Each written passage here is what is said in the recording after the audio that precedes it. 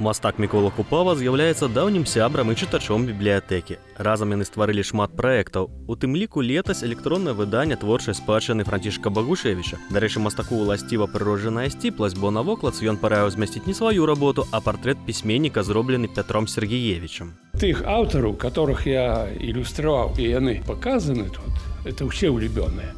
Я не такі ўсеядны, каб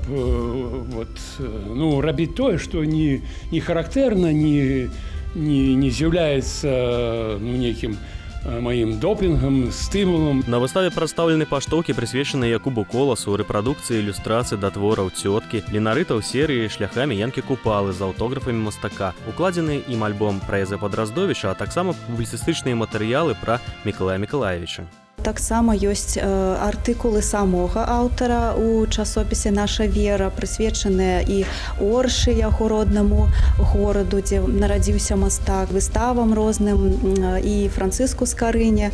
Дарэчы, прадстаўлены на выставе яшчэ і энцыклапедычны даведнік Францыск Скарына, за які мастак атрымаў медаль першадрукара. Арыгінальныя работы мастака можна ўбачыць на розных тэматычных выставах у бібліятэцы. Напрыклад, яго акварэльныя ілюстрацыі да казак «Чортаў скарб», «Незвычайная котка», «Рыбін цар» змешаны на экспазіцыі да 90-годдзя Владзіміра Караткевіча, а з гуашшу мастак больш не працуе.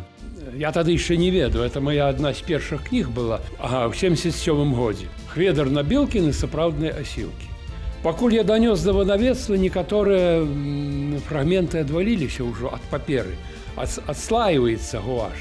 Таму я больш з гэтай тэхнікай, можа, адмысловая папера, якая трэба, ці клей дабаўляць. З работамі ў розных тэхніках Міколы Купавы з праілюстраванымі ім кнігамі можна пазнаёміцца на выставе пра мінулае і адвечнае ў Нацыянальнай бібліятэцы да 28 лютага.